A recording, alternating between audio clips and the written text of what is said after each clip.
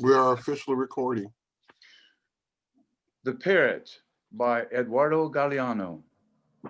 The parrot fell into the pot that was boiling. He leant over, felt dizzy, and fell in. His curiosity made him fall, and he drowned in the hot soup. The girl who was his friend started to cry. The orange shed its peel and offered it to comfort her. The fire that was burning beneath the pot was sorry and put itself out. A stone fell from the wall.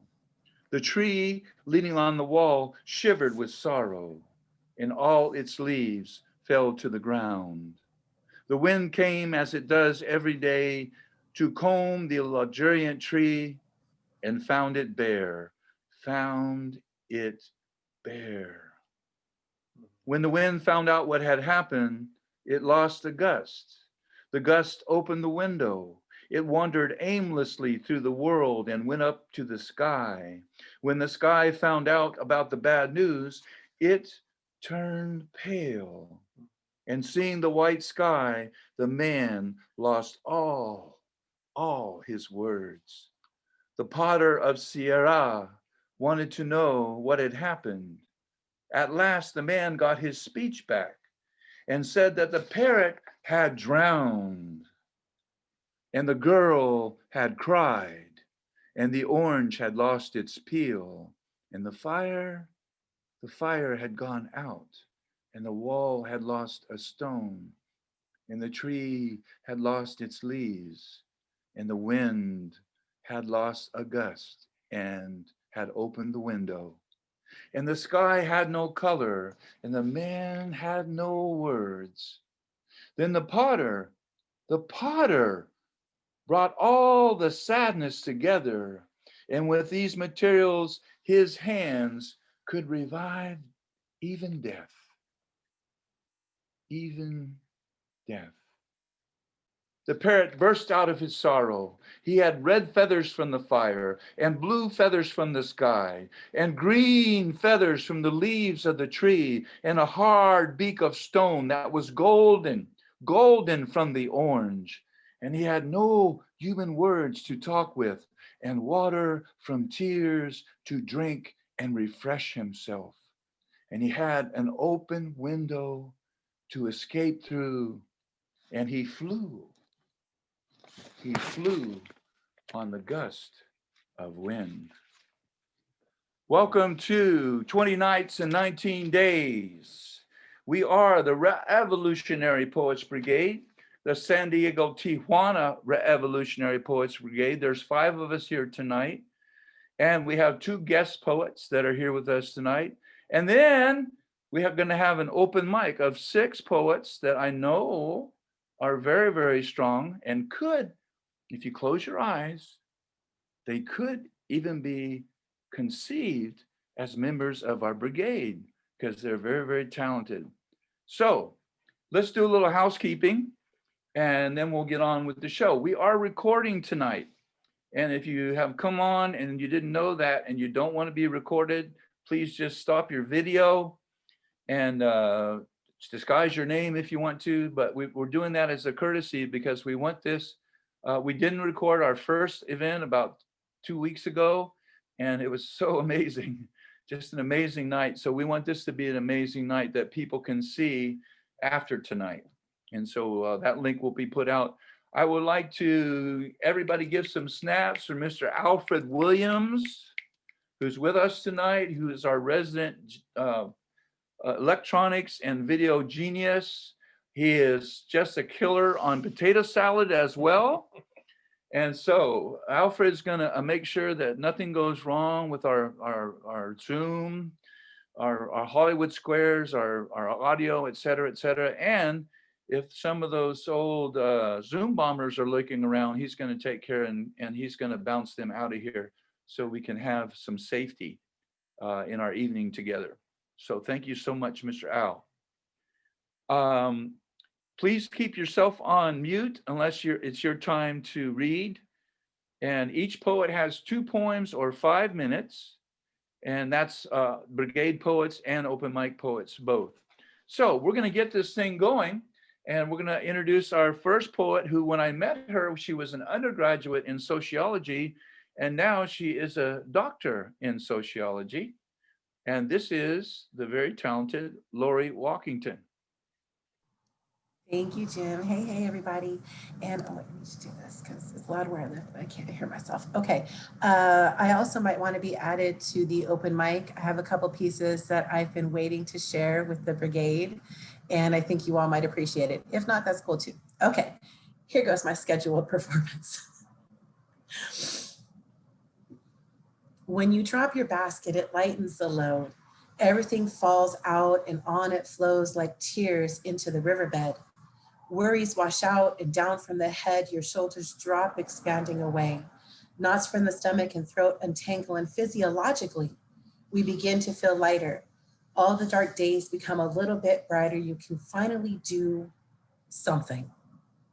After catching a moment to just drop your basket and really breathe. Thank you. It's weird because I can't hear y'all. Okay. Okay. The pornography of Black pain, AKA the soup kitchen of racial justice. Poverty porn, babies crying with bloated stomachs, families in streets, in poverty, in pain. Actions for self-pleasure may include donating money, donating time to a soup kitchen, to a shelter, once a year, or on special occasions.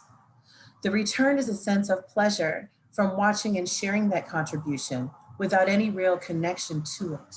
Viewed as an object, poor folk become fetishized in other folks' versions of sympathy.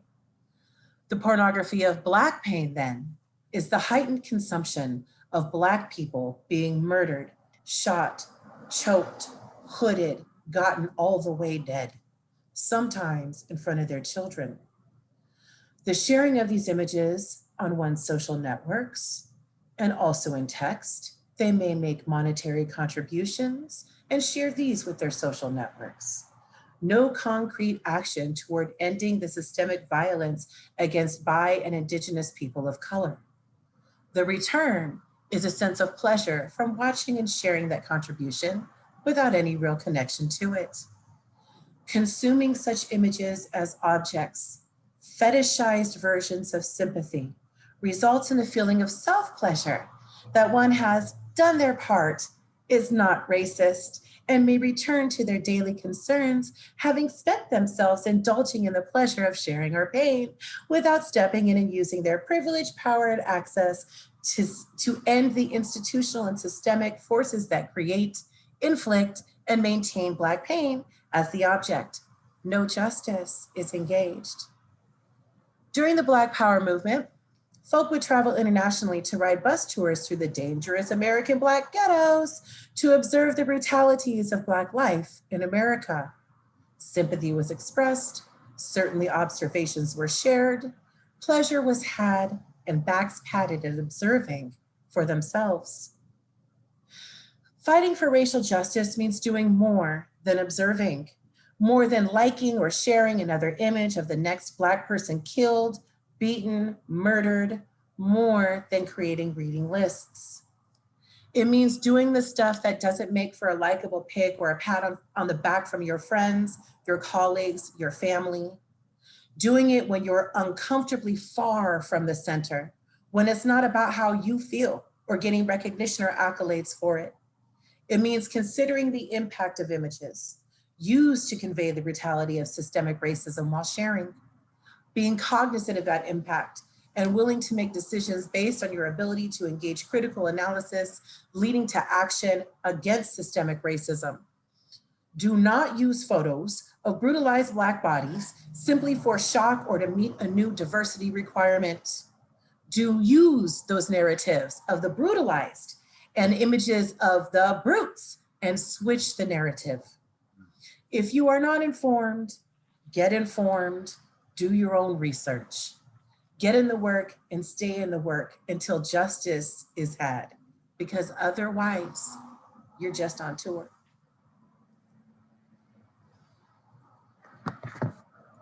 Thank you. Thank you, Lori. Thank you so much for coming, and thanks for getting us started off in such a strong social justice way. We really appreciate that. I wanted to remember some of our members that aren't here tonight. Remember, I said San Diego, Tijuana, Re-Evolutionary Poets Brigade, and the folks, Pilar Rodriguez Aranda and Gerardo Guerrero and Malvi are not here tonight. They've got an event going on down in Mexico. Pilar and Gerardo own a bookstore. And so they send us their best regards, and they told us in their own words to break a lip tonight. And so that's a poet's way of saying good luck. And so our next guest, it's such a pleasure to introduce. He's been a hero of mine for a really long time. Started out as an educator and then was kicked upstairs into a principal position. And when he was talking about being a principal at one day, he was talking about how his pot of coffee in his office for parents that would come in to talk was really important part of how he wanted to be a principal, to offer the parents of these children just a cup of coffee to get things started. And that humanity he carries.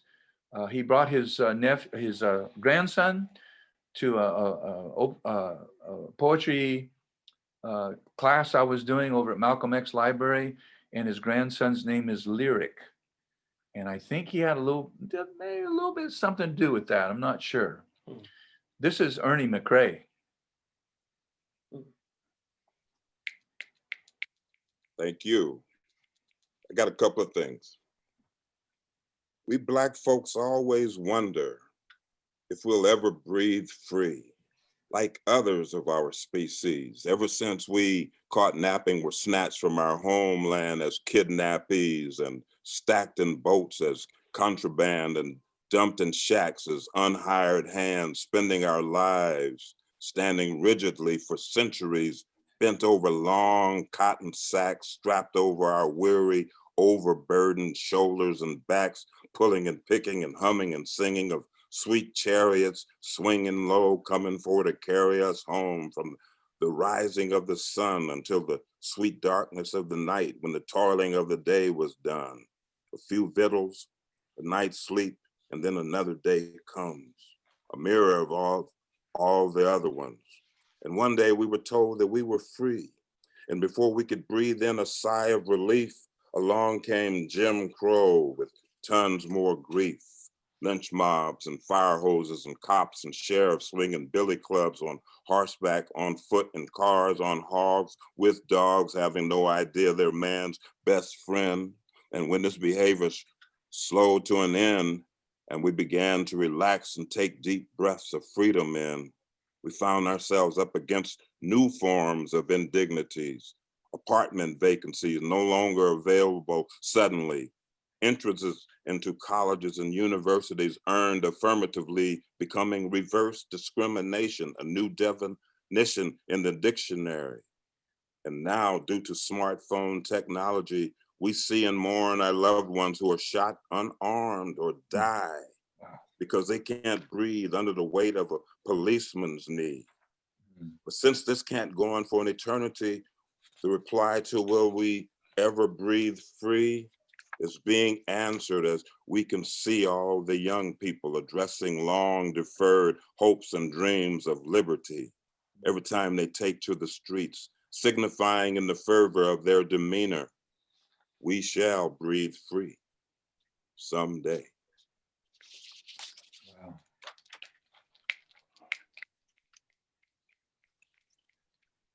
Lately, I've been thinking of Black kids, Black students specifically, thinking of all the teachable moments out in the universe that I would call on to help them shine if I were in the classroom during these times. And the first thought that came to mind is I would turn them on to what it means to be Black at this very time. We talk about what we'd all just seen this past NBA season. Superstars flying through the air, slamming monstrous dunks and shooting rainbow threes with Black Lives Matter sewn into their jerseys. We talk about the significance embedded in a Black woman taking on the role of Vice President of the United States, the first of her gender to serve in such a capacity. We talk about how Black voters showed up in large numbers, essentially rescuing a drowning democracy, all to get them to look at themselves and think of how and where they fit in the scheme of things. And I dive right in there with them as a co-learner for sure, as we in our studies embrace our Blackness and continue the process of overcoming the systemic anti-Blackness colonialism that has plagued our journey for centuries. I can see us looking into how expressions like eeny, meeny, miny, mo, or call a spade, or the black sheep of the family got popularized. How Black music came to be seen as urban in reference to the thug life in so many white people's eyes. I'd want to know if they'd ever been told how articulate they are just because they speak grammatically. We'd wade in the water of other cultures to get more of a sense of who we are, seeing that Native people have lost lives to genocide, that Mexicans suddenly became Mexican Americans, that some Western states were once in Mexico, a situation where the borders, they say, cross them. We see that we're in spirit and in the darkness of our skin, aligned with them. We dig into how the Filipinos first arrived and how they later came as military recruits and military wives, how Chinese people came to escape chaos in their country, tying their luck in the California gold rush, laying down train tracks and ties for hundreds of miles. We cover the hardships white immigrants faced, how some like us were indentured and enslaved, and how in spite of that, very few of them became engaged in struggles for freedom. And that's been in our country a huge problem, as they were always told that no matter how bad your life is, you're better off than them. And as we look back on those days up until today, we'd see and hopefully come to appreciate what's happening today, how more white people are awakening socially and politically and beginning to take to the streets with us in the struggle for equality, challenging the police, making changes in their mindsets, their beliefs, how they hear, how they see. I'd want my students to know that this world awaits them, that they have a rightful place in society, that they and their community, as Black Lives Matter has said all along, have the power not just to save the country, as we just did that in the presidential election, but to lead the country. It truly is their time to shine for the betterment of all humankind. Jesus. Makes my heart happy. So glad you came to that ADE meeting that night, sir. Hey, me too, man. I'm so glad that you were there, so I would just take a risk to have you come. I never get tired of your reading voice. Thank you. You have a beautiful reading voice.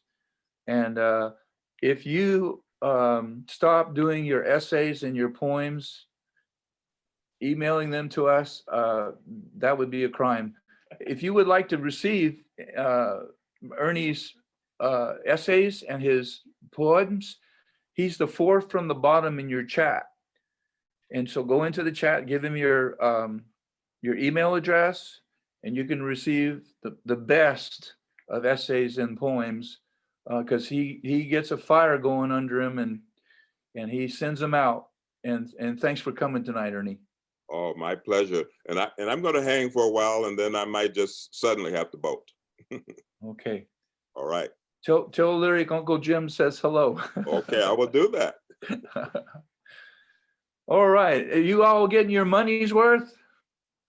My goodness, what a good start we're having tonight. And it continues on now. This young man was first the beat poet of San Diego. And then he became the California beat poet. And now he's the United States beat poet. And we're not sure when he sleeps, but it's somewhere between when he memorizes miles of poetry. I have 2 brain cells left from the 70s, and I just am amazed at how much he's memorized. And also if you go to an open mic, he's probably going to be there. This is the very, very prolific. I forget how many books he's got out now, and talented Chris Venoy. Thank you, Jan. Welcome, everybody.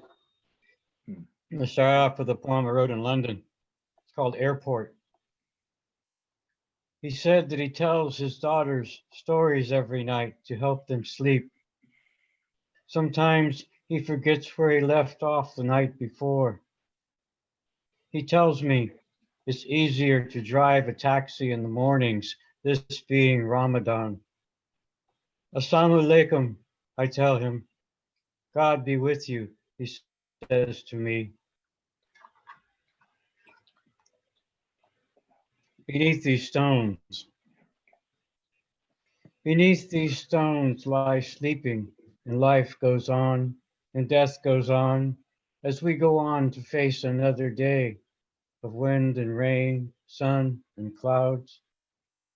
The grass is green, autumn is brown, yet remembered youth brings deep sighs and memories of things that were lost and won, with steps that are measured by the sunrise of another day after a sleep has left us here awake.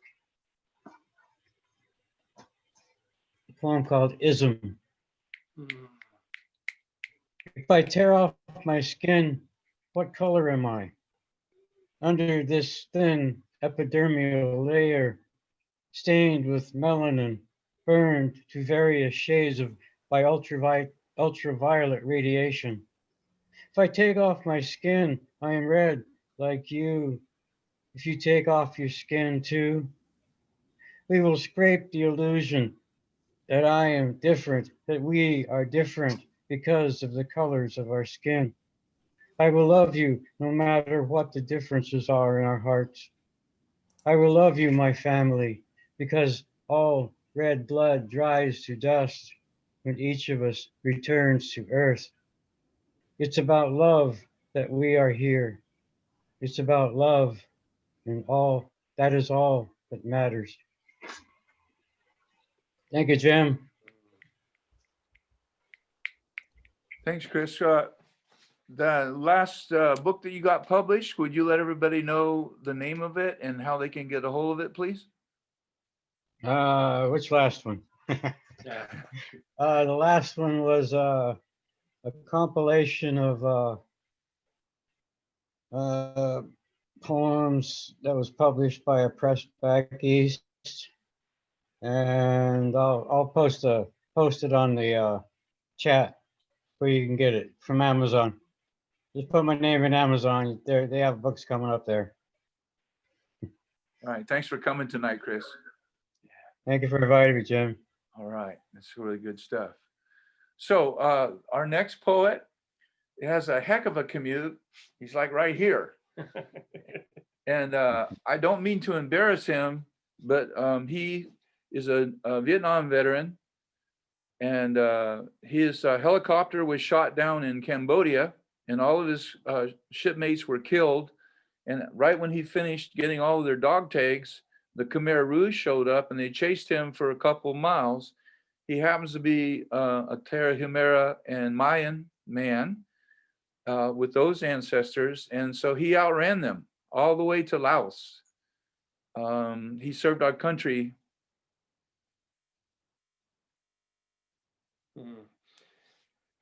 In the best and the most horrible way that you can. I don't know how he did what he did, and he's my neighbor and he's my brother. This is a man that we think of him as a mystic man, a mystic poet. This is Michael Turner Ortega. Only because I like to do ultra running. I run through some deep observations in the subway of content, happens upon a large underground soundstage, singing poetry, morphing into a guitar with a sense of adventure that's about to be born. Stranger things have happened, like strolling down University Avenue westward, playing for keeps, being asked, "Where are you going?" by a brisk breeze with limpy ears and hollow echo, responds with a fever, on an important journey without regrets, unburdened, lost in my head, but warm in my heart. Took a while to get there without any conclusions, and the freedom to choose compassion over condemnation, the possibility of what may be from where it comes, as though we were everyone else all together. Big smiles fall, made into a conversation of made into a conversation of intergenerational trauma through an acute observer with an hourglass of timelessness, making up time for myself, flying over the chaos and gets painted over another image that leaps beyond language.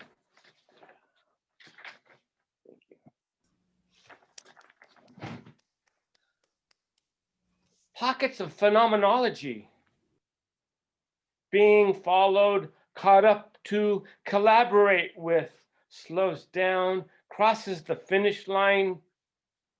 No time like the present. In the long run, the sound of sunshine makes the still life extreme. Against the profile of a native bird, summer filled with conceit, I still feel loved by the artist who lives inside me, plays the fire, words emblazed. Penitent on certain days, weighs heavy on my heart, the sense of place inside myself. An equal amount of different sounds, a blanket of leaves laid out on the ground, with such a diverse community of wonder and light. Some insightful impressionist makes me look up, and I lose my place. Kind words float among the crowd. I sometimes become invisible, fill myself up with graceful joy. Where it takes me, who would know? Secret indulgences, unimaginable myths, tracks my steps as a divine windswept appendage speaks the language of an enamored tone, interstellar swoon, with live with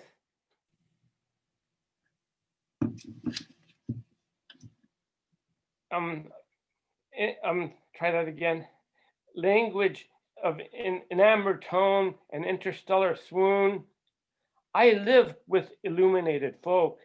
There's a hole in my pocket, tend to run in the middle of the pack.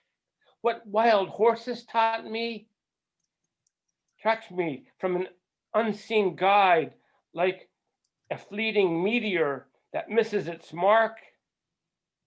The soft notes of a murmuring rain through the pepper tree teaches me intuition.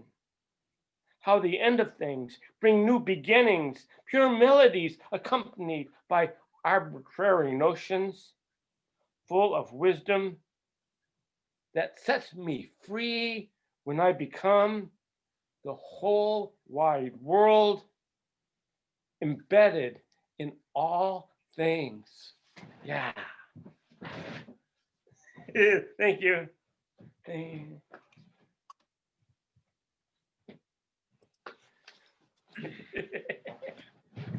We can get us both in here, okay? All right.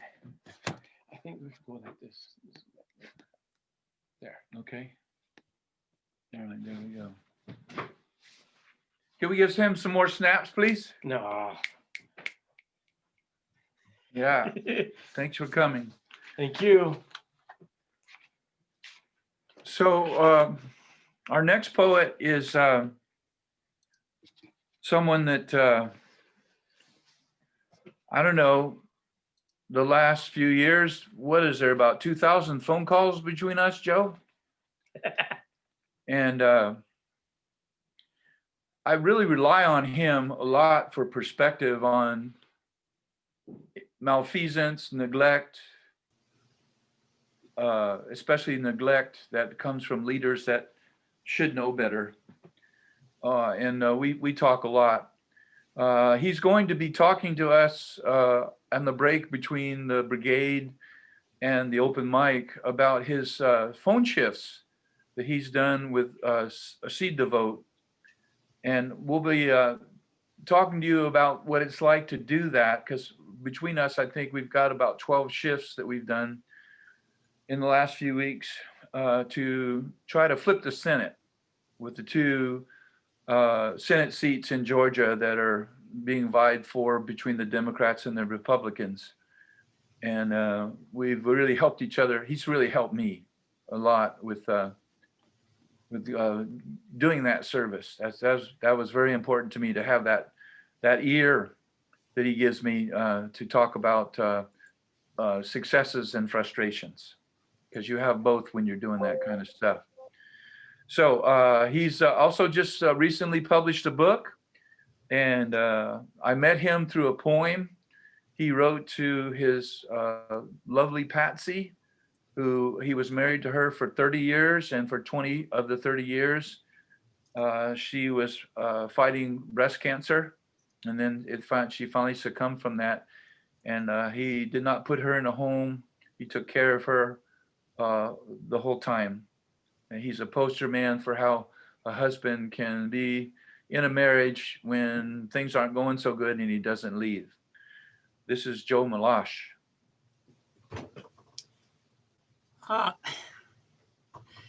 Thanks, Jim. A couple of weeks ago, I went to a reading Cheryl Lateef was giving up in Seattle. Well, I Zoomed it, you know how we go. Yeah. And one of the readers read a poem by Lucille Clifton. And I'd forgotten how much I liked her, so I have a few of her books, and I started, reading them. And she is so impressive because she's so concise, so rhythmical, so deep. Yeah. Everything I would like to be, but am not in a lot of ways. But anyway, this is called Psalm, after reading Lucille Clifton. This is for the stars beyond my reach. With hands full of moonlight, I whisper an interstellar call that mimics the stars' voices. Pleading, please, sweet please, my songs promise them nothing. They bring nothing when they arrive, and we nuzzle like a pack of coyotes under the bright moon. Everything I want is within their silver howls. And that's it. That's number Uh-oh. Post. one. So today is the anniversary of the first date my wife and I went on. We went to Ensenada New Year's Eve. And before we started dating, she stopped by for coffee on her way home. And so after 2 years, we're in the kitchen having a cup of coffee, and she says, we should go to Ensenada, go out to dinner, New Year's Eve. And I said, well, Patsy, that sounds like a date. And she says, it is. And if I waited for you to ask, we'd never go.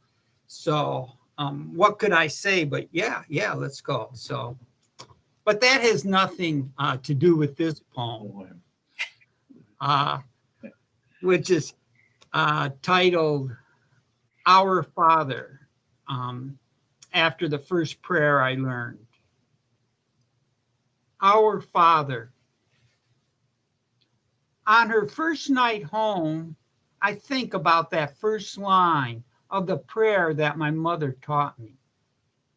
Patsy is in hospice. In this room, dim with its nightlight, I stand by her bed watching. Gently, I rub her fingers with my free hand.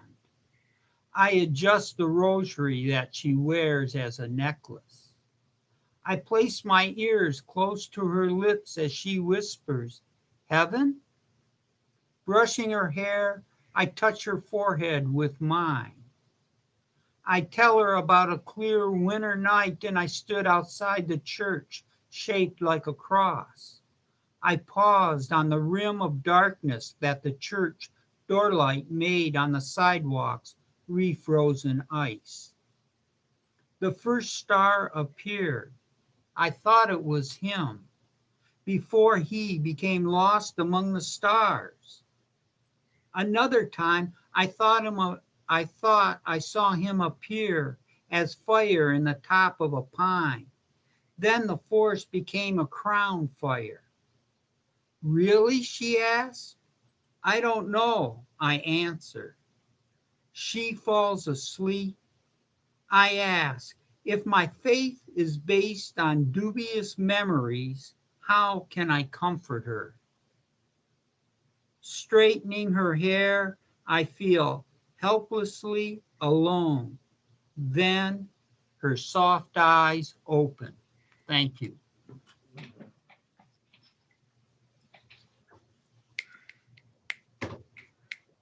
Thank you. Thanks for coming, Joe. Thanks for your perspective. Always, thanks for your perspective. Our next poet is head of the Professors Union at Cal State San Marcos, and she's someone that if I ever kind of feel like I'm losing my perspective on what needs to happen for just ordinary people, she'll come to an event I ask her to attend and to read, and I get my perspective back always. She's very grounded in what's best for the people, what's best for Black people, what's not good for us, and I really rely on that. She teaches in an area that's very conservative, and she just speaks her truth. She always speaks her truth. And this is my sister. This is Sharon Elise. Thank you so much for having me, Jim. And it's always so nice to be in Poetry Circle. I feel like this is a space that we all are invited to enter, of all our different backgrounds and experiences. And we all have so much to teach each other from what we have seen and felt. And I always get so much out of these gatherings. I just want to thank everybody who's read before me and how much I feel and appreciate what you shared. And it helps me. It helps me tremendously. This year, the virus crept across borders unhindered by any National Guard, Coast Guard, Border Patrol, or ICE. Carried in whispers or shouted, wrapped in a laugh or song, cried or coughed into us, it came. Crept into the old and sheltered, seeped through the air among young partygoers, swept the room in the gruff calls and stories of men in pubs, carried in hugs. It came, attacking our humanity, our sociality, our need to share body and story, song and argument.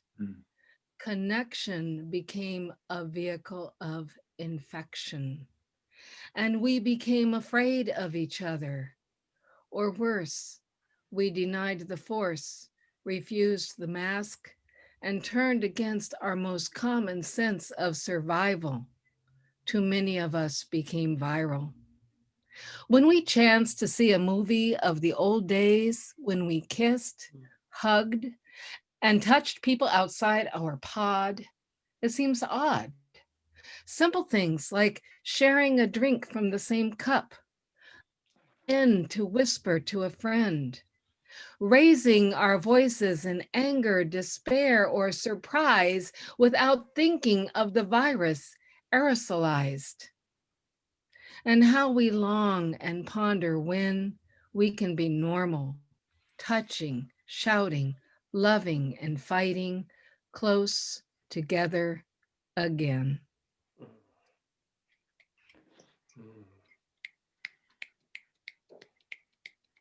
Thank you. And this next piece is one I wrote for an impeachment rally. We impeached, but it didn't do the deed. But that firefighter's gonna be gone. Sorry, I didn't mean to curse. Oop, the recording. I apologize to virginal ears. Get over it. Get over it. Destiny hours. No stomping boots stab fear to your chest, but the gentle slap of a flip-flop. No rat-a-tat-tat of a tin drum parades thousands to war, but a talking drum bends your ear to earth and shore. No jet or drone, but a bird soars. No straddling twin tanks of rage and despair, but wings of hope unroped, flap and fan the flicker of a flame to a wall of fire that sweeps aside an era of greedy desire. No engines of industry and profit, but hands that nurture everyday lives. Not a shameful past never named, not an apocalyptic future foreordained, not I, but we the people. Not whining, petty, quarrelsome, but 1,000 voices raised in song, calling to right these wrongs, side by side. The preacher, the teacher, the student, the nurse, the cleaner, the server, the grocery store clerk, the baby, the senior, the parents, the youth, stand together, proclaim this truth. Nothing is given, nothing forsaken. Destiny, ours for the making. Thank you.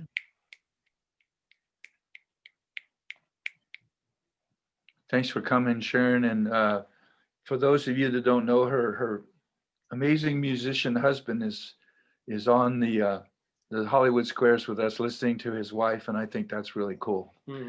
And thank you for these poems. My goodness. So yeah, he these poems because he fed us dinner. That's what a good man does. All right, cool. So we had some pretty amazing writers that have come in a little bit late. If you are wanting to be in the open mic, please let me know in the chat room, and I will put you down as one of our open mic people. Right now we have six of you that are going to be doing the open mic. And if you're just here to listen, that's fine. But I do want you to know we are recording, and we hope to put this on the internet in the next few days. It just depends on our genius's timetable, because I don't know how to do all that stuff. That's Mr. Alfred. He just gave you the thumbs up. If you do not want to be recorded, please turn your video off and say you're John Silver or something. But we want to give you that courtesy because we are recording. And so I wanted to say something to all of you that have read. Thank you for the sanity. On the reservation, I would say thank you for the medicine. You're my heroes. I write better because of you. And I feel like I'm looking at my America. And a lot of times in the last 4 years, I haven't found my America. I almost thought that I needed to read the Declaration of Independence to start tonight, but I'm looking at people who have decided in their hearts that they would defend the Constitution and the Bill of Rights from all enemies, foreign and domestic. Domestic. And so this is called the legacy of Mama Bear. 1, step between a mama bear and her cubs, and you're in big trouble. Try to harm the loved one of a mama bear, and you'll feel her steel as she growls a warning before her wrath. 2, Professor Amy was like a mama bear the night the mob came to lynch her mate. He had moved the family to Georgia to start a paper to fight Jim Crow. His editorials had inflamed this mob. They stood just off the front porch, stomping and screaming for his Papa Bear hide. 3, it was a frightening din from these deadly men, hunters wanting to see him bleed and then hang him. He was all Bear Clan, taking on your illness as he danced Circle of Life, publishing his paper as he retched and retched from the racist illness of this town, the poison of this Southern bigotry. 4, Professor Amy pushed Papa Bear out a back window. You got to get tomorrow's paper published. Go do it. Write about these murderous minions. I'll make them go away. She growled these words. Her eyes, 2 fires, trailed him out the window.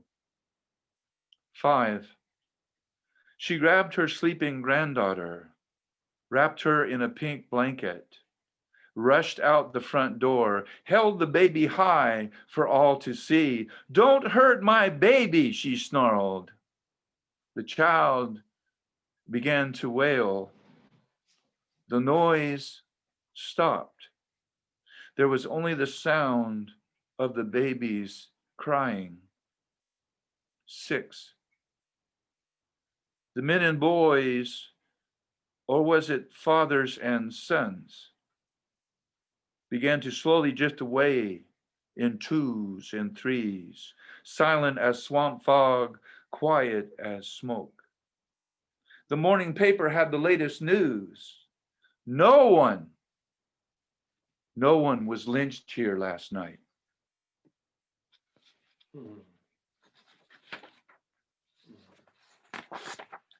And my last piece is something I wrote 7 years ago. I think one of the people in this Hollywood Squares that we have influenced this poem. I also know that there's this Buddhist priest that influenced this poem, and his name is Kinji Akahoshi. And his poem said, I chased the setting sun, hoping not to lose it. Stupid me, exhausted, I turned to watch the rising full moon chasing me. And this is called The Great Consolation. We've got work to do. And have some fun and goosebumps too. Discover the me and the we. That balance is the great constellation, the great concho, the gong that starts our ceremony. Your poetry sees what you cannot see. Your poetry says what you cannot say. And so says it for you, says it as you. And you begin to love without fear. You begin to love as if there had never been fear. Your poetry can be that good. Your poetry is that good. Your voice, medicine for you. Your voice, medicine for the world. Your voice, the way you see things. You are here tonight because prose is not enough. You are here tonight because the sprawl of prose, despite the pedant's rant, is never enough. You can only live with observable truths. Poetry is like that. How can we access these truths? Poetry. We live with unobservable spirit. Poetry is the great consolation, one with your spirit, invisibly sweet waves of compassion. Poetry is the sunset and the moonrise. Ah, the moonrise. Poetry is the goddess of the heart, the quiet reflective light of the moon. Receiving this light, I breathe in and I breathe out. Receiving this light, I relax achievement, suspend calculation, and I, the stupid one, fearing abandon, chase the setting sun while the rising full moon chases me.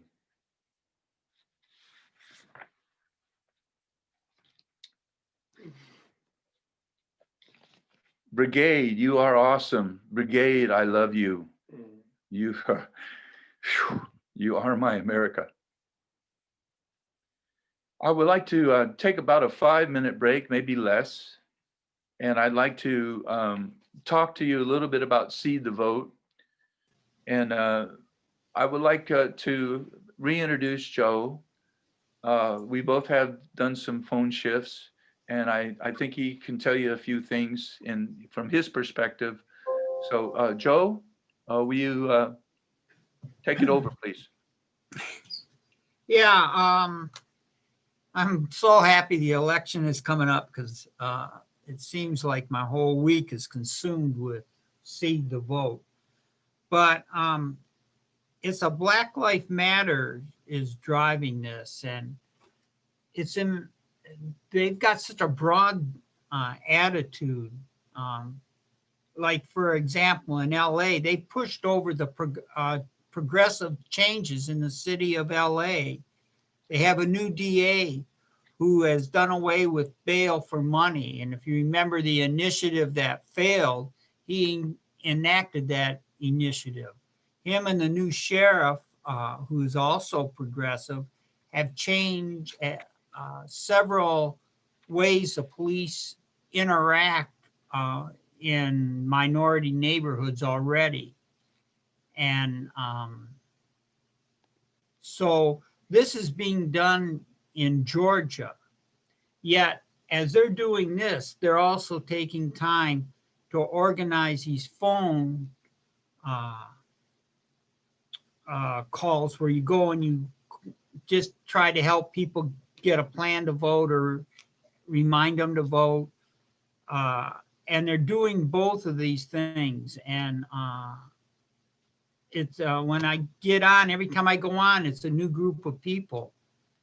And the majority of them are all under 50. It's just so great to see their energy, and they put you to shame because Jim and I, we've done, it'll be 30 days Sunday. Jim and I have done 16 phone call days where we phoned for them. And there are people who have done all 31, but they're the young kids. So I take my hats off to them.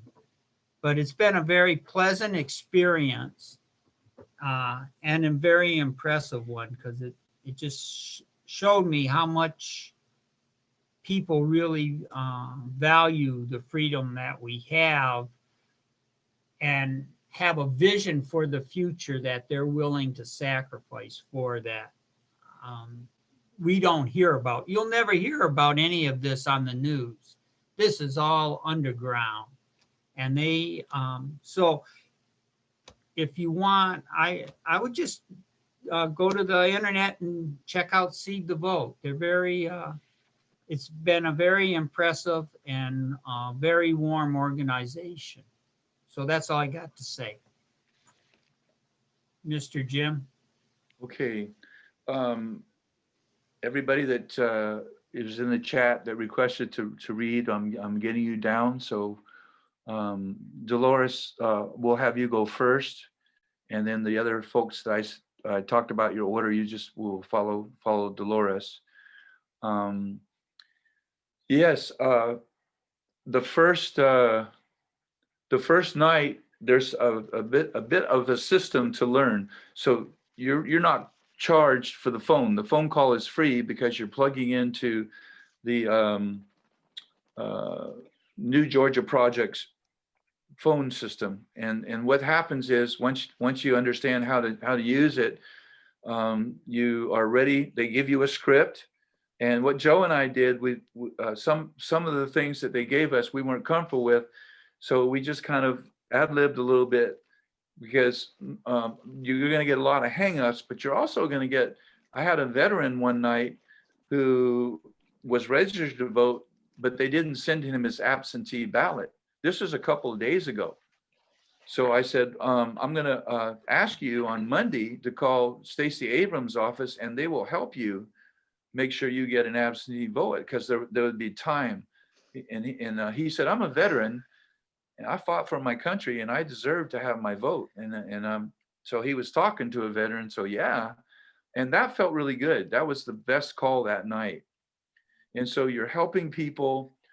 Some people that will answer the phone are Trumpers, and you're instructed on, just get off the call as quick as you can and don't get into a debate.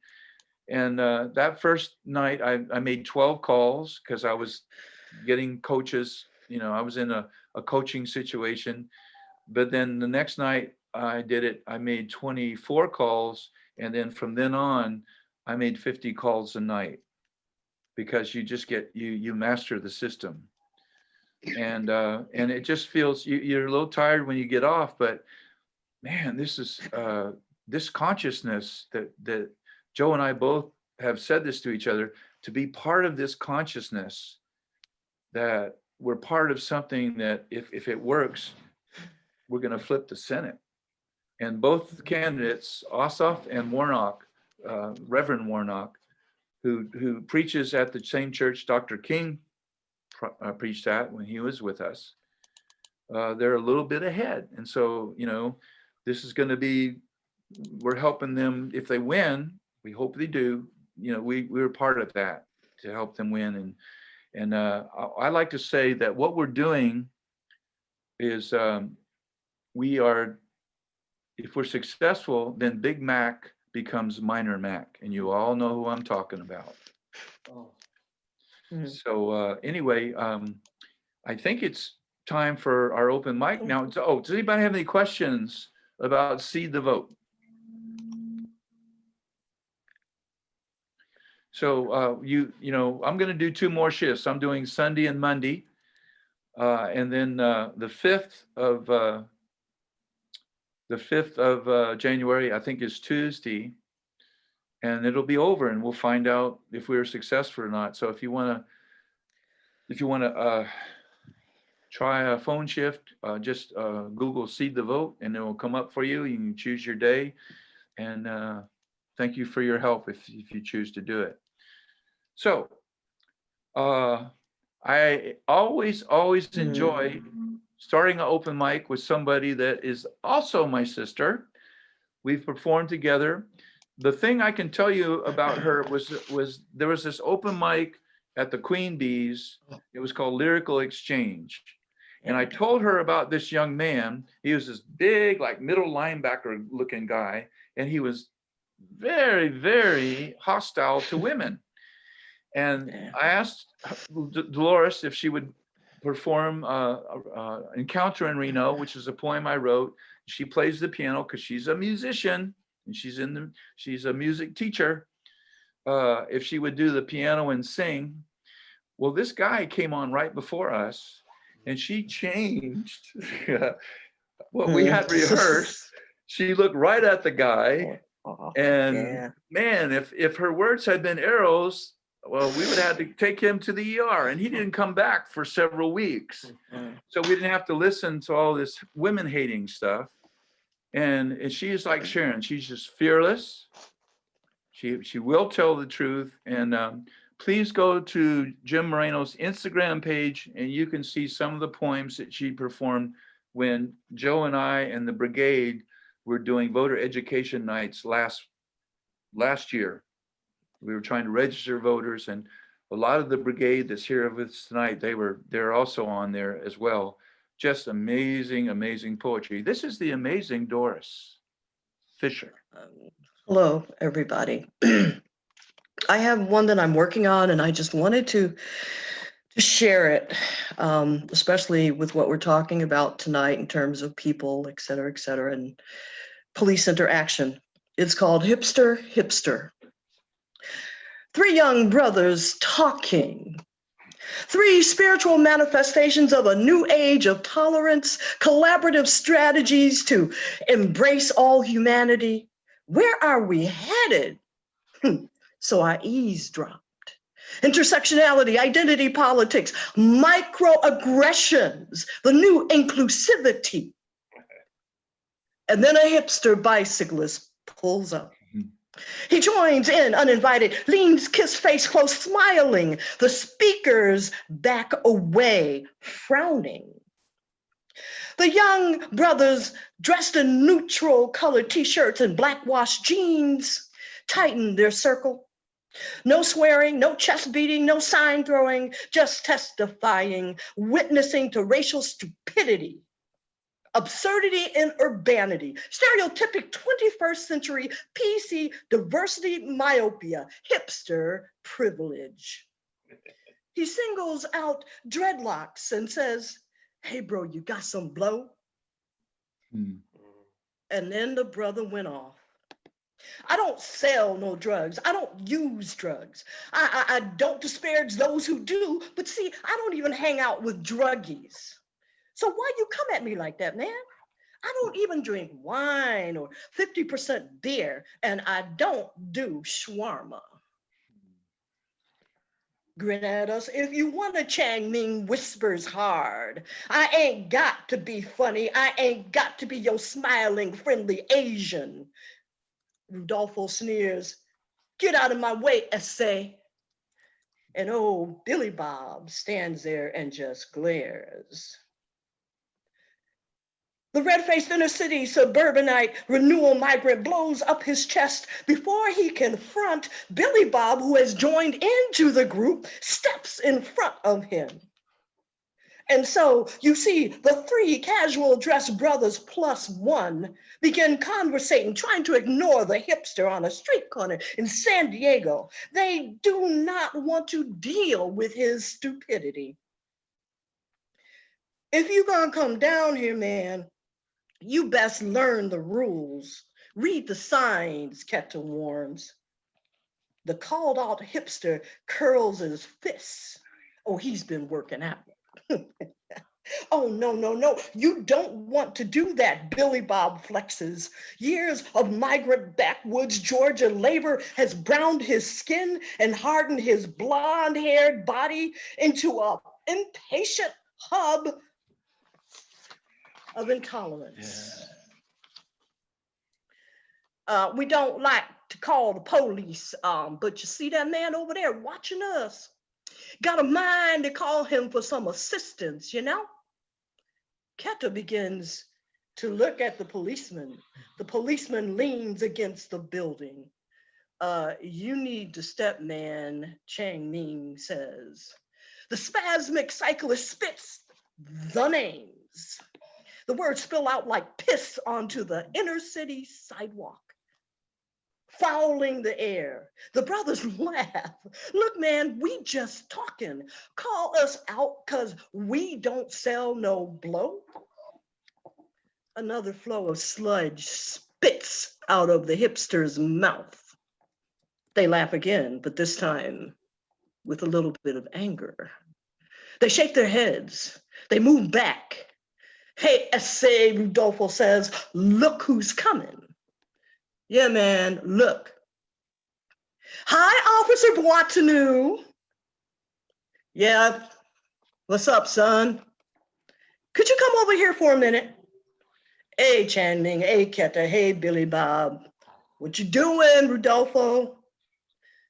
The policeman begins to authoritatively step, eyeing the hipster. He freezes in his tracks.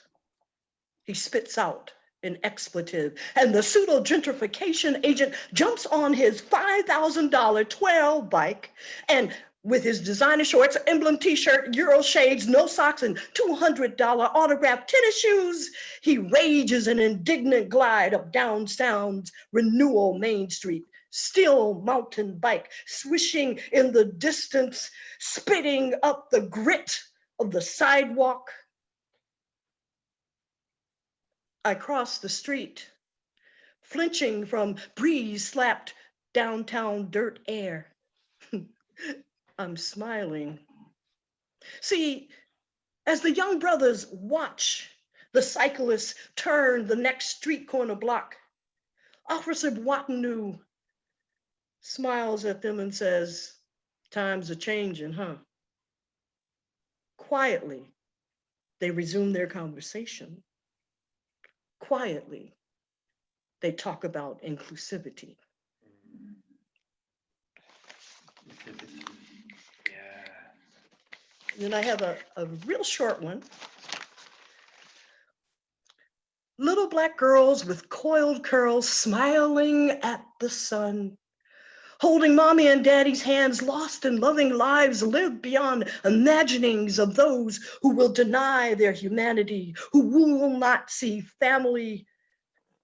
Little black girls with coiled curls smiling at the sun, strolling through public noonday warmth.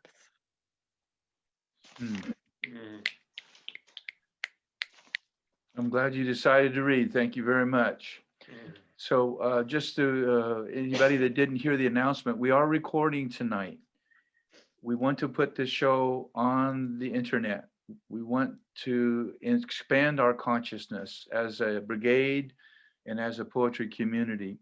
So if you're uncomfortable, you know, what it will look like is what you see on the screen. So if you don't want to be filmed, please turn your video off, disguise your name or something. And if you don't want to be filmed with your poem, we'll hit the record button off. And so you have the choice. If you're not comfortable with being filmed, we want to respect that. And so please let us know if when it's your turn to read, if you don't want to be filmed, we won't do that. Okay. And so let's go with our next open mic poet. Please remember, the brigade and open mic people, it's 2 poems or 5 minutes. And this young man is, I think he has a nickname. I think it's Arg. Arr. And which is kind of hard to spell, but you always remember who this is when we say Arg. Very talented man, probably is the biggest champion of Shakespeare I've ever met. And is always doing things down at Balboa Park, which with Shakespeare type themes. And he's a hell of a poet. This is Christopher R. Arr. Thank you.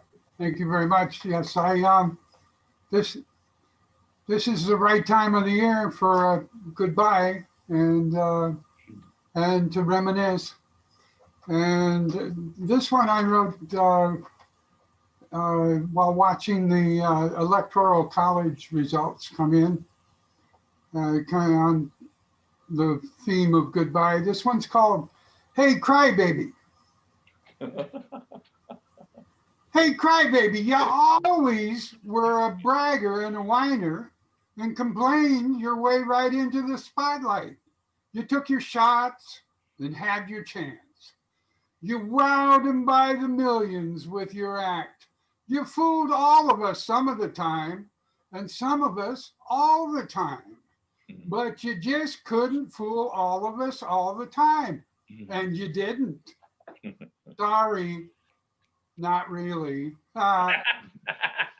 Your act gets old quick, especially when you're so narcissistically exclusionary. Your brand sold out and is discontinued, too costly and obsolete, and we can't get the parts.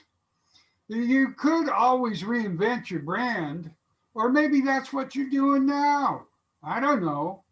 Do you think the crybaby loser blow-up doll will catch on? Maybe you could pitch it as a reality show. Remember, you can fool some of the people all the time. How about a sitcom? It'd be funny if it weren't so pathetic. Thank you.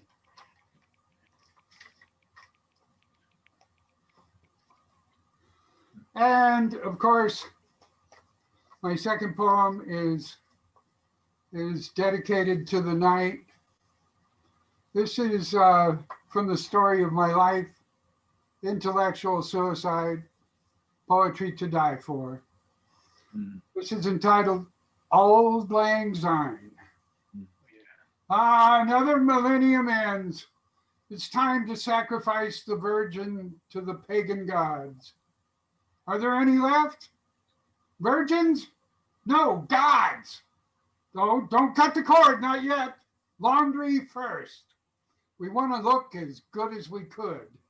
Never was there such a day of predictable uncertainty. The moon appears and we're on our own. We saw the UFO and there we go, predictable uncertainty, like waking in the night, stirred by a present that should not be, but is. And we bear witness to the darkness of our own enlightenment, a familiar place, no stranger than the back of our hand. We meet again in that moment of clarity, and the fear we thought we all forgot returns, calling our name. We respond involuntarily compliant. We want to go, but are afraid of what we're most assured, a familiar journey, destination unknown, left behind and left for dead, left and buried in our head, compelling, fading recollection. Let it be, let it go. We were here, then we're gone. We were many, then we're none. We stand alone in our togetherness and await the great beyond.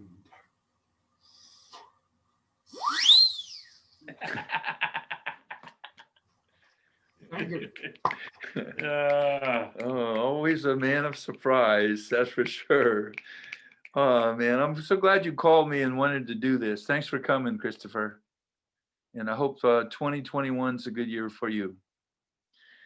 And we're going to continue with our open mic now. This young lady I met a long time ago, and she and I were in a Spanish class, in a conversational Spanish class, and I had to drop out because life happens on life's terms, not on mine.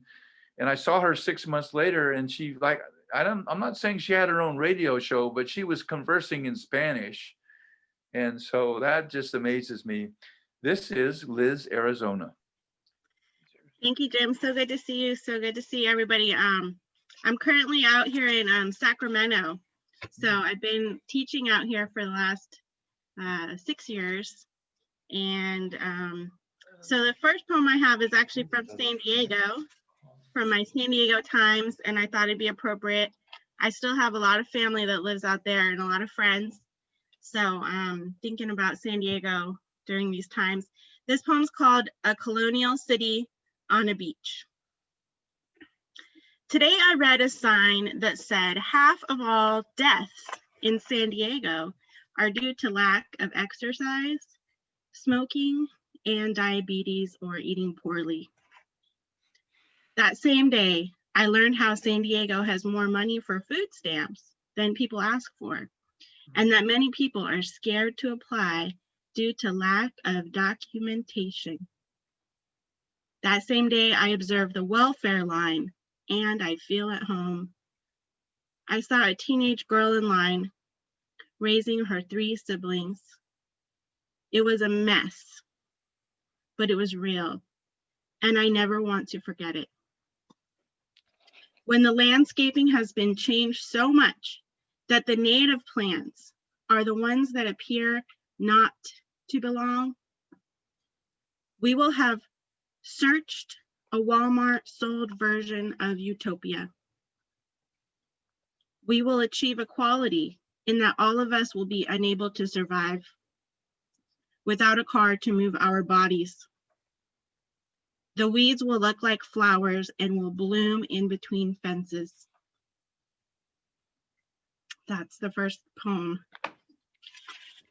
from many years ago out there in San Diego. The second one's a little bit of fun. I thought that a lot of you writers would enjoy it. And right now, it's very important that we all practice self-care. So just for fun, this is for all you writers out there. It's called And So I Write. And so I write, I wake up to another morning, a morning of sun and light, and so I write. I fall in love again, I fall apart again, and so I write. The heat is on again, and there are others looking for water in the desert, and so I write. I write because it is in my skin, because my fingers were made to hold a pen.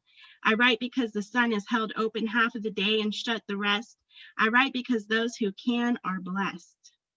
I write so ink can use its superpowers. I write because you are my flowers.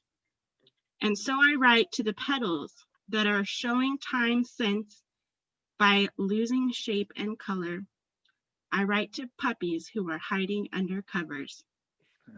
I write to gods whose names our people have been shut out from. I write with questions demanding recognition. I write because small checks and boxes on forms don't give me the space I need. I write because empty pages are out there to be touched and to become touching. And so I write, and so I write, and so I write each word aloud. And so I write each insignificance proud. And so I write my fingers small. And so I make my letters extra tall. Because words are poems in sight of shapes. Because hopeful, they new futures make. Because the past is past and still with us here. Because your listening is sacred and clear. Because my spirit wants to hold yours and others.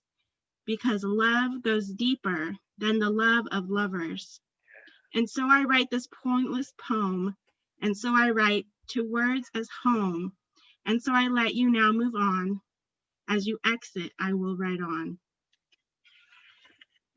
That one was for fun.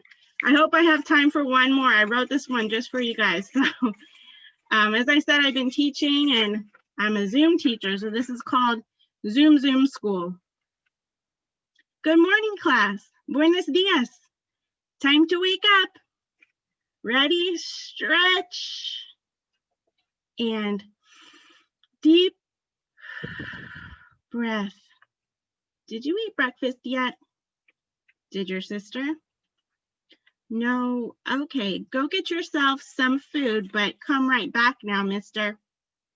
What's that you say? Is your mom in a mood today? Oh, she's working right next to you today. Oh, you're sharing a computer with her too today. Oh, bad internet connection, you say? Give her a hug. I would be in a mood too, eh? Now raise your hand by clicking the button, please. Yes, you can go play with your dog for a minute so she stops jumping on you. Mark it in your PE log, please. Did your cat just type that in the chat? Was he jumping on your keys? ¿Qué pasa, mija? Oh, su abuela está enfermita. Okay, go help grandma feel better. Put some soup under her door since you can't go within 6 feet of her anymore. Ring, ring, Mom, where's Nina? She's been absent for days and her friends want to see ya. Oh, she got the virus too? Thanks for sharing. I'll be praying for y'all too. Zoom, go take a break, children. No chilling on your phones. Try to go jump and touch the ceiling or go watch the wind blow out the window. Okay, everyone, it's time, please come back. It's time to watch Reading Rainbow and get our learning back on track. It's time to share our feelings with each other. It's time to imagine we're traveling to the moon together. Zoom together. What's that? You don't get it? Well, here's a link to a calculator. Is that better?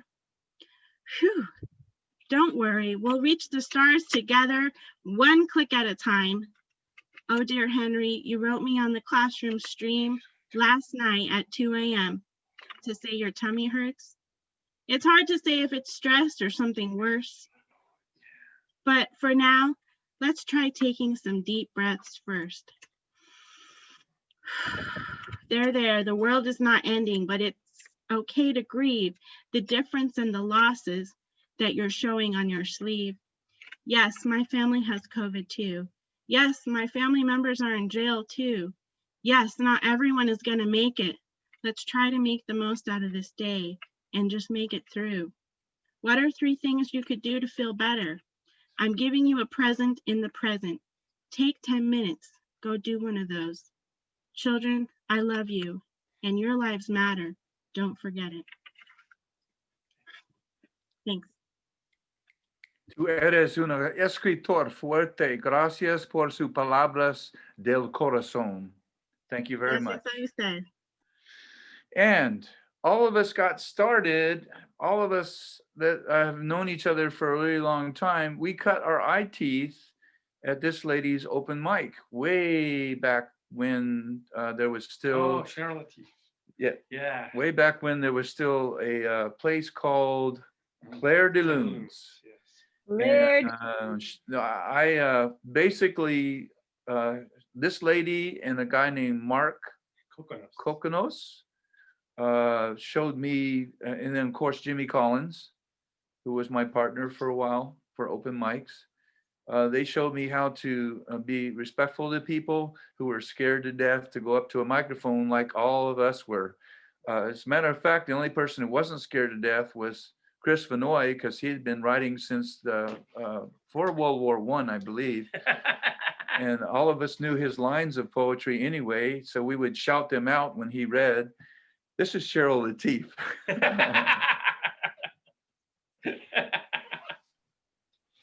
Oh, thank you. It's really nice to be able to see so many folks from those days and be back with poetry. I'm in Seattle, so I'm nowhere near where you guys are. So it's nice to be able to do this, even if it is Zoom, which is a whole different reality. Joe, I wanted to thank you for the story about you and your wife. That was very touching, and I really loved hearing it. I was going to read something political, and then I decided that I wasn't going to read something political because I'm trying to bring us into this new way that we're going to be.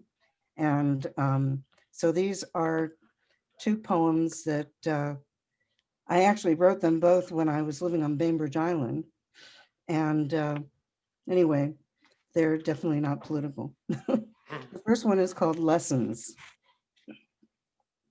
In one seamless moment, I cease fooling with words, look up to find a doe outside my window. Framed by lush conifers and ferns, her small, majestic stature, breathless wild beauty, stilled. In the common language of babes, 2 fawns nestle against her legs. Their coats dotted, their movements less than fluid. Slowly I breathe in, slowly as though anything less measured might ripple the air between us, send them away. I long for an offering, a way to dissolve all that stands between us, more than glass, less than skin, and watch while she guides by example, keeping me in her sight, teaching life's lessons step by step, graceful stretch of sinew, lithe intent. Thank you. And this next piece is also from living there. Living on Bainbridge Island was a trip. One thing I learned is that if you live on an island, it's kind of hard to get off the island in terms of where you live. You know, you can go to Seattle for this, that, and the other. And it took me a long time to get off the island, but because Seattle was really where I intended to move. Long story short. Anyway, this piece is entitled Gifts. For weeks, the squirrels had made a mess of autumn, gnawing through tender branches, their work falling to the eaves, clogging the gutters. One, fat and beautiful, chooses instead to climb the old growth stump outside the kitchen window. He sits in its mouth-like notch where I have left food, greedily separating shell from seed. His frenetic pace belies the fact that I will return, leave more for him tomorrow. Today on my way to the mailbox, I stop to enjoy his bird-like calls. Winds sigh through cedars, waving me on, as though this were not one of God's moments, as though one could ever be through with delight.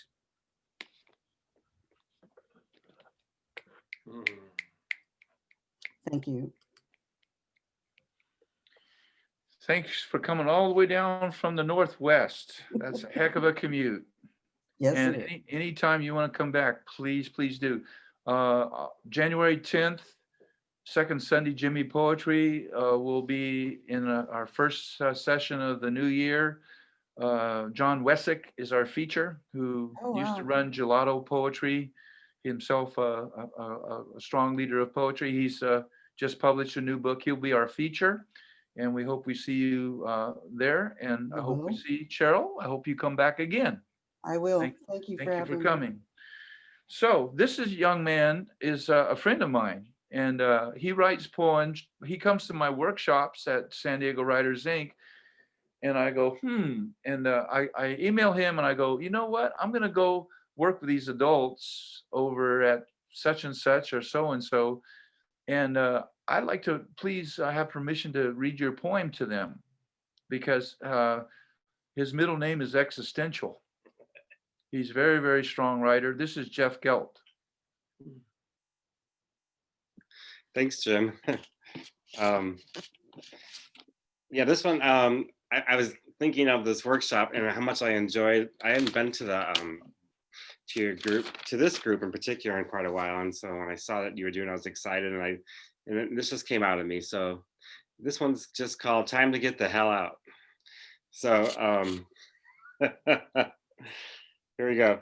Goodbye, racist regime, rich people only, white supremacists, incognito Nazis. Yes, you Trump and your entourage, COVID denying, constant lying, your only motive self-gratifying, narcissistic dictator, Black Lives Matter hater, race baiter, reality dissociator, thug in chief, bullying thief, purveyor of grief, insanity beyond belief, children cager, constant rager, presidential impersonator, unmitigated liar, climate change denier, inmate friar, helper of the insider trading buyers,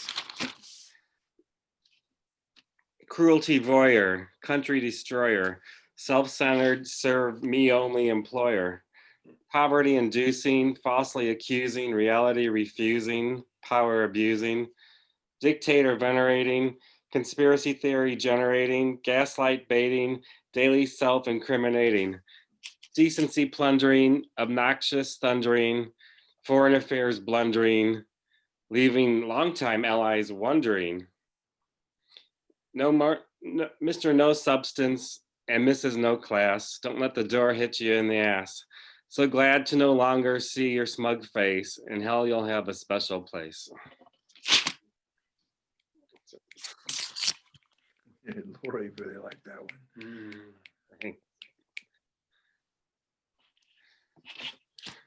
Is that it? That's it. That's all I got tonight. Thanks. That was the epitome of topical. Very good job. Thank you so much. Thank you. It's good to see you and your partner here today. You too. Thanks for having me. And this young man, this next poet, used to come to Cafe Cabaret when the open mic was there. And then we morphed over to the Space Bar, and he showed up. And I just really, really like his sense of humor. I try not to embarrass him, but you know, when they're as old as I am, he looks like he's in third grade to me. So I apologize for saying that, but I'm glad that you can be so young and write so well. This is Shannon Fuji. Hi, everyone. Thank you all. I wrote this poem this week. I came up with a title. I combined coffee and caffeine. I call this Caffeine. Staying firm and grounded into the soil, developing the essential nutrients needed, adding fertilizer to the character, grinding through the noises impeded. Engulf the warmth it provides, sedating the cold isolation, kickstarting the daily hustle in total preparation. Where have you been? Best part of the day. We're in a dark roasted scent. Coffee is getting mugged anyways. The mind enriched with flavor, overindulgence for stimulation, gives the extra pep in the step for desired motivation. Addiction hits the gear to overdrive, avoiding the feeling to dissipate. Energy of the bunny to keep going. One could lead to as many as 8. White and fluffy texture, finishing touches of a whipped cream, leaving foamy at the mouth. At least that's what it seemed. The next poem I got, I wrote the symbolism of an iguana bathing in the sunlight, living in the moment, nothing to worry about, perfectly relaxed and content, keen and observant of its surroundings, noticeable of sudden changes, blends with its habitat, intuitive in a vast array of challenges, shedding their skin to release the past, exploratory in their habitat. They are unshakable, even during a sneak attack. Battles come and go, knowing when to pick and choose. Doesn't get rattled so quickly, adaptable to any situation where it won't lose. Camouflaging behind the scenes, stepping back in disappearance, recollection for protection before making its reappearance. Being open to the environment around, enjoying the wonders of the universe without a worry to care, will not leap into a negative emotional outburst. Thank you. Shannon, when I retire, we're going to be in good shape because we have young writers like you. Please keep coming to these open mics.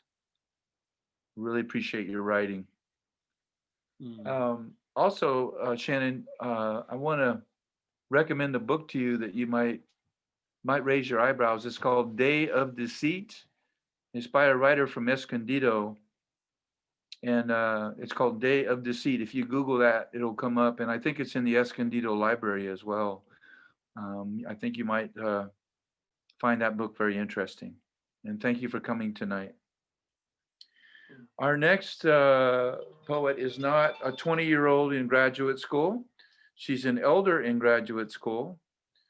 San Diego State, if you are 65 or older, you don't pay tuition or anything for being in their MFA program for poetry. And she's taking advantage of that right now. She's come to my workshops since I think Remember the Maine was happening. I think that's when she started coming. And she's just an amazing writer, and it's just a blessing to have her here. This is Barbara Huntington. Thank you. The first one I'm going to read was because I was supposed to write a sestina, and I was meditating, and I realized that the way my head goes when I meditate is kind of the way a sestina goes. So here we go. It's called meditation. I like that. I sat on my cushion to meditate, and then my thoughts began to cycle all around about the virus and how no one deserves to die. And I heard a bird sing, which pulled me back to my cushion and my breath. But when the dog walked by, my mind whirled like butterflies in the garden whirled up into the autumn sky. And then I thought about how the milkweed disappears when pesticides are dumped on crops in the ground, the fields, and some of us try to bring it back. But unless the world stops heating up, many creatures die. And why should the poor humans be the first to die? Poorest humans be the first to die. And I began to count my breaths, but images whirled into a sky no longer blue. And then my back hurt, And I sat up straight, and then my thoughts held hate, but the dog's toes tapped around and around my chair. And I was aware of when younger, I sat under trees and felt the earth, when life was softer and parents and loved ones didn't die. And there was cool green grass under trees and around the park where I played, and the merry-go-round whirled, and we couldn't touch and hug, and we could touch and hug. Then taking a deep breath, I wheeled myself back to no mind until the bird song and my pain back reminded me we are in a plague. And when yesterday I turned on the news, the president was just then on his way to Walter Reed, and I wanted him to die. Breathe. Let go. No. Back to this world. But I don't believe in an eye for an eye, but what goes around comes around, and now all around people hate, reflect our arrogant president. And I was back to not wanting to wish death on anyone, but thoughts whirled to good and evil and what ifs. And when the gong to end meditation sounded, I thought, I don't want to die. And I got up and made coffee. But then around me, thoughts still lingered long when I wondered if I or the president would die. And in this world, what might happen then? And the next one is called Death No Longer Put Off. Smoke, ash, heat keeps the curtains drawn as we retreat away from our plague-ridden streets. Mask, no mask. Gun, no gun. Choke on the smoke that once was fragrant pines. Or plastic. Old idiots or sages played cards in their warehouses, unattached to youth, concealed from life in their death before death. They know that existence is short, and theirs is shorter. They will have no new say in the death of this planet. They dance to early chords of oblivion in their petroleum-powered youth. And the orange man says he deserves a third term, and they nod. And he says he has done more for them than Abraham Lincoln, and they nod. And the fires and the plague and the disinterest in human life, except for the very rich, reach them through filters, and they nod. But they think children should be seen and not heard, or even better, not seen and not heard. And soon, except for the inheritors of gold that can buy into the old story that anyone can rise and I earned mine, none will be seen or heard until their young skeletal bodies rise up to protest their inheritance. And many will remember a tiny woman whose voice resonated against the rule of men, who overcame death, stopped time, shook her fist, wore her collar of dissent before illness would allow no more delays, and how soon the dishonorable hurried to ensure that a voice so decent would not arise again.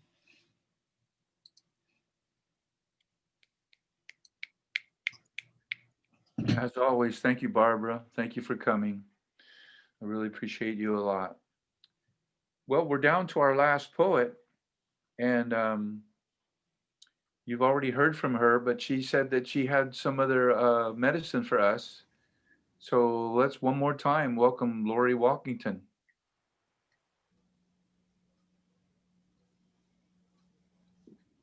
I'm sorry, the baby was just choking on hair. So I had to run off and supervise her getting not dead. Okay, yay. All right. So when Ernie was talking and when Jim was introducing Sharon, it solidified a bit more for me the importance of us coming full circle. And I have a piece that I wrote as a postscript to one of the first truly honest spoken word pieces that I performed, which was under the professorship of Dr. Sharon Elise at Cal State San Marcos when I was a graduate student. And so this is the postscript for that. It was called The Artist I think it's in one of the poetry annuals, 2014, 2016, whatever.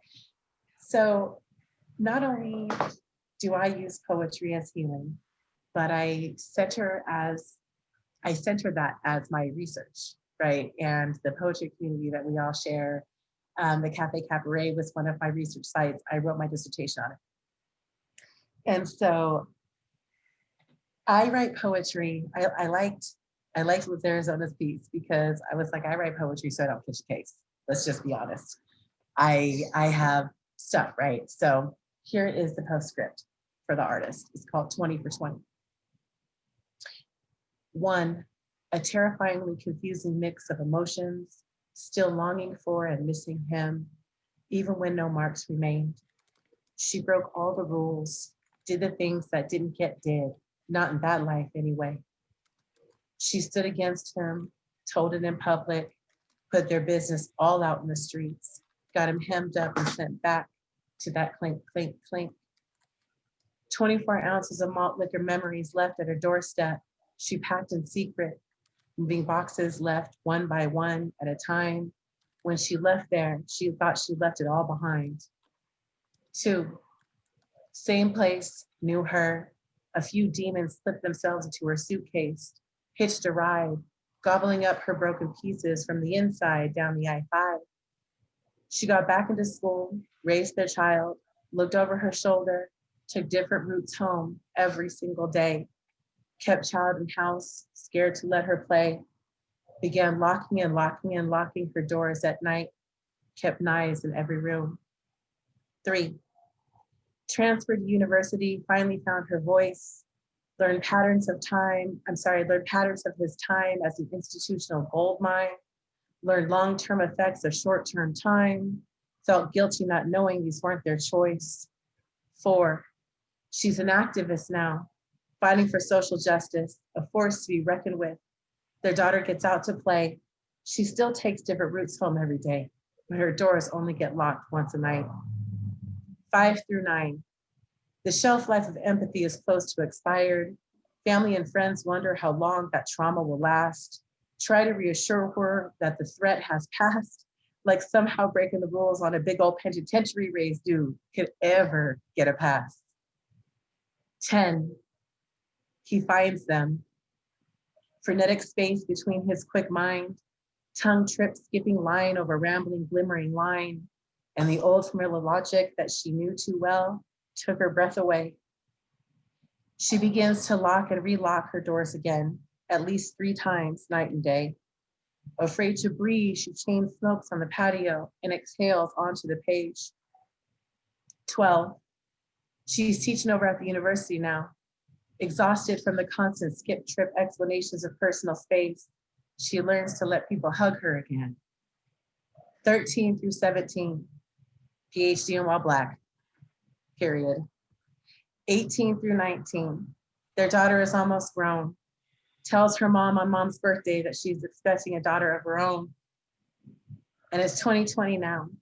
Their daughter's birthday is the last day before the world shuts down. Their granddaughter arrives. The world is still shut down. She and he had their first honest chat since she broke all the rules, took their daughter and never came back.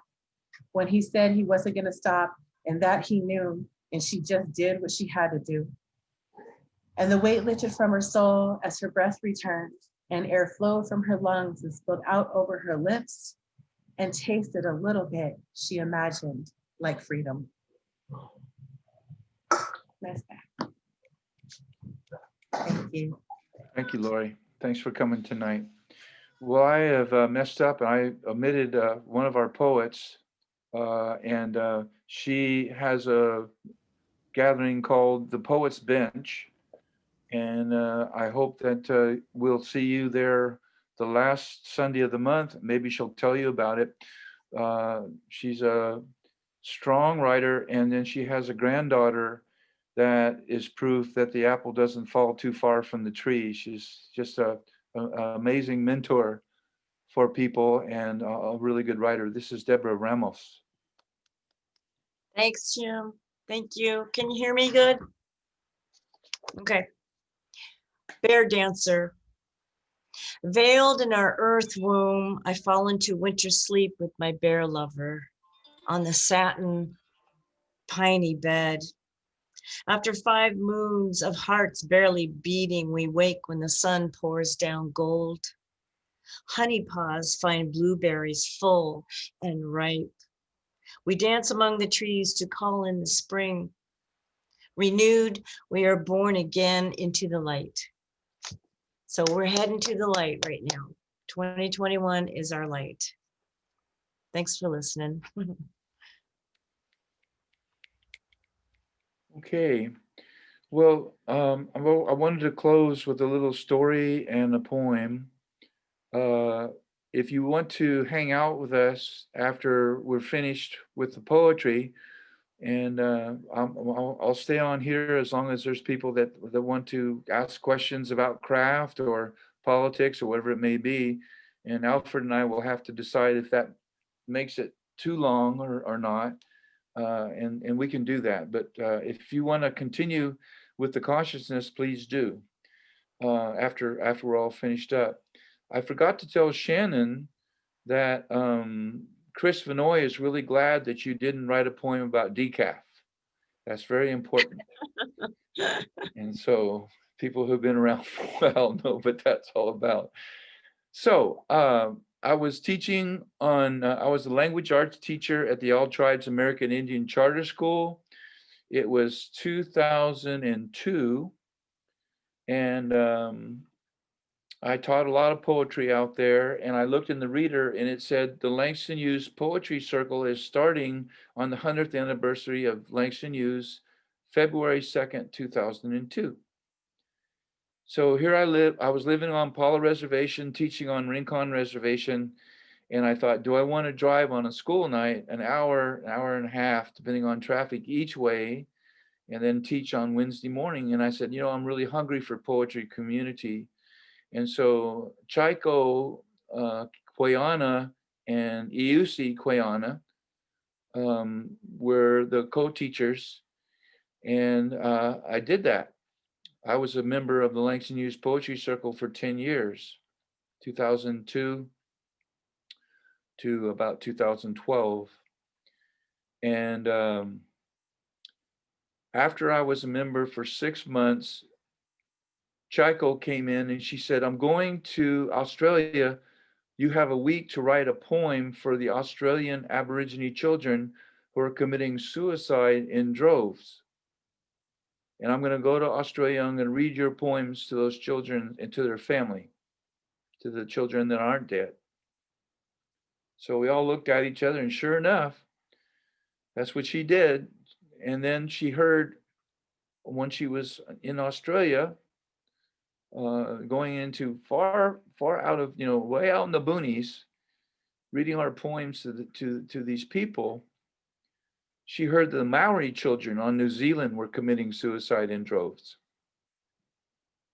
So she went to New Zealand and she read our poems to the youth there. And this is the poem that I wrote for her to read to those children. I'm wondering if we could have a moment of silence for the 22 veterans who served our country that are committing suicide every day, 22 a day.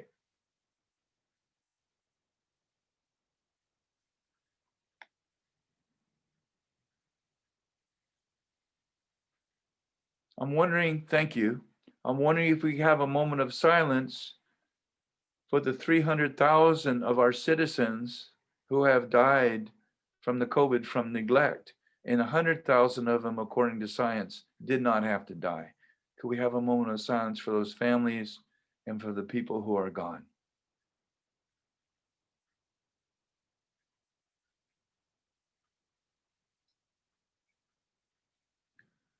Thank you. Sacred Grove songline for the Australian Aborigine youth committing suicide. Listen, nephews, listen, nieces, Haku, Haku, Mepchimawish, my pay. Listen, young ones, Hotwe, my pay. Young ones, I speak from my heart. Will you listen from your hearts? Will you hear my heart weeping? Will you hear my heart tearing? Will you hear my heart grieving? Because so many of you believe the lie. So many of you believe the deception from dominant society, from white thinking, greed thinking, sick thinking, that you do not count, that you throw away your lives, that you cease believing in Arnhem land. This is the great lie, that you forget the dream time, that you turn your back on the old ways, that you forego the sacred grove, that you curse the sacred place. Come with me now and reject the lie. Live, live. Come with me now, hear my song line, survive. Come with me now to sacred grove, always growing in our hearts. Sit with me, uncle, backs resting on sacred wooden trunk, feeling wisdom of sacred yellow flowered mulga. Mulga grove, always in our hearts, our feet rooted in Mother Earth. Your song line sings to me as I sit here 10,000 miles away. My back to sacred cedar, my feet rooted in Mother Earth. Our song lines meet, and we endure. We live together in sacred circle. Sometimes we beat the lie, sometimes jumping like wallaby, sometimes slithering like gona, sometimes flying like crow, sometimes running like emu. Remember, I am salmon swimming to you, songline. Remember, I am swallow soaring to you, swallow soaring on 10,000-mile journey, resting, nesting in your sacred grove.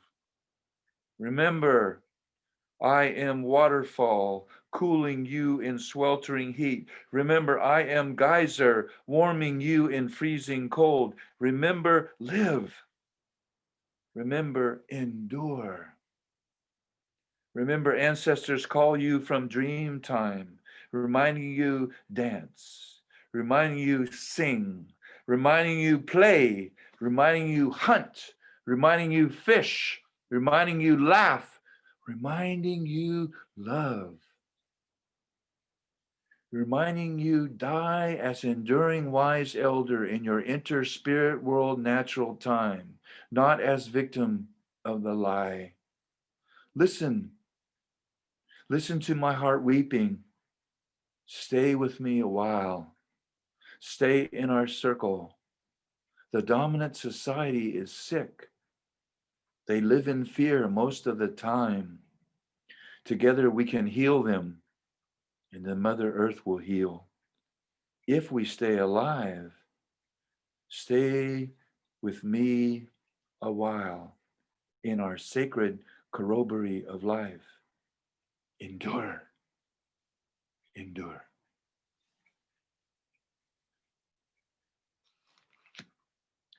Well, as they say on Car Talk, you've wasted another good evening with me, but I'm sure glad you did. I guess what I would like to do is if there's some comments that you have or questions or somebody that you want to talk to across the Hollywood Squares, let's go ahead and do that now. And all cats are welcome.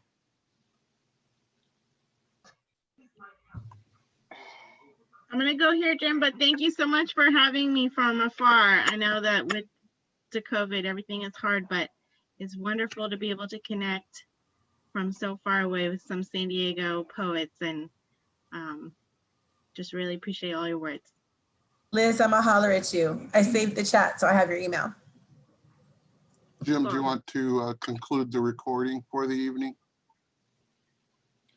Is that what you want to conclude the recording? Do you want to keep recording, or do you want to, because it seems like we're done with the official portion of the event?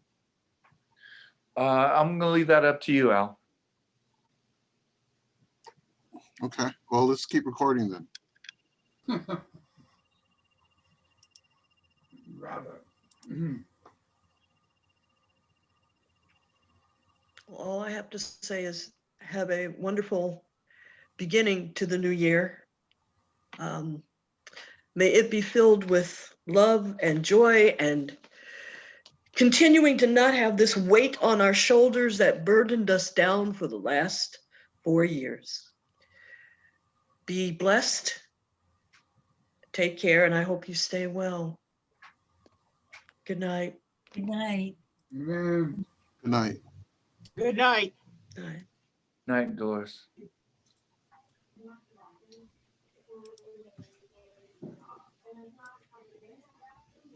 So is everybody gonna stay up tonight?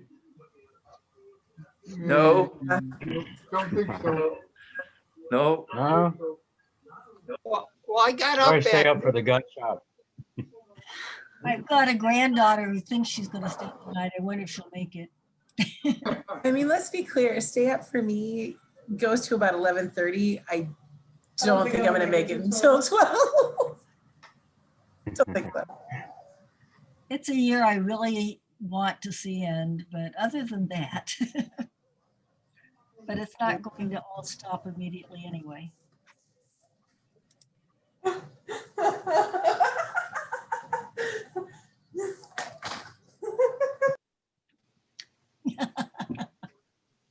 well, I'm gonna hit the road. Everyone have a safe and happy new year. It's midnight in Arizona, so I gotta go and have a shot. So All right. I'll see you all Happy New later. Year. Thanks, Joe. Happy New Year, Joe. Thank you very much. Good to see you all. I think I've got like 2 other readings that I may or may not go to sitting on the calendar, so I'm going to take off. Take care. Take care, Barbara. Aloha. Happy New Year. Yep, I'm leaving. I'm out of here. Okay, Yeah. thanks for coming, brother. Nasty Chris. face, nasty Take it easy, face, Christopher. got your feelings. Sorry, Hey. that's my granddaughter. She's a Wookiee. See you guys. Take care, Christopher. Yeah, take off too. I'll see you guys next year. Okay, give my dental buddy a hug. Well, that was pretty amazing. Very cool. Thank you so much, Jim, for organizing. I just wanted to say that I totally wouldn't have done this uplifting thing if you hadn't put it together and reminded us that it was happening. I remembered and forgot again, and then Sharon texted me, and so it all worked out. I just wanted to thank you and wish you a very happy new year, and I look forward to like sharing this energy and space with you again, friend. Yeah, you read amazing. Thank you very much. Thank you for having me. Thank you. Go relax and do what you do. Happy New Year, y'all. Happy New Okay, Year. Happy New Year. Bye. Well, now. I Well, think just you and me. that was very successful. It was a wonderful evening. Beautiful sentiments, beautiful words, wonderful people. I thank you for inviting me, and I hope that I was helpful and useful in some way, and looking forward to the new year, man. Thanks for helping me bring it in. Well, you know what? You're forgetting how you ground us. We were grounded because you were there, mother hen. You were mama bear. You were bouncer, and we all knew. Everybody knew from last time that there was a lot of people that came back that any Zoom guys didn't have a chance. Yeah. And if there was a foul up electronically, we were covered, and we were grounded in you. So thank you very much. Thank you.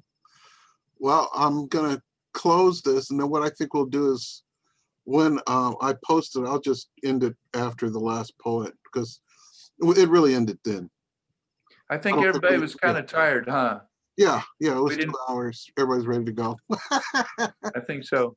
I didn't have the heart to say, let's go ahead and stop the filming. But yeah, we'll go ahead and edit it out, and let's see what we come up with. I think it's going to be a really nice show. I believe so. So you be safe, and I'll see you next year. See you next year, buddy. Bye-bye now.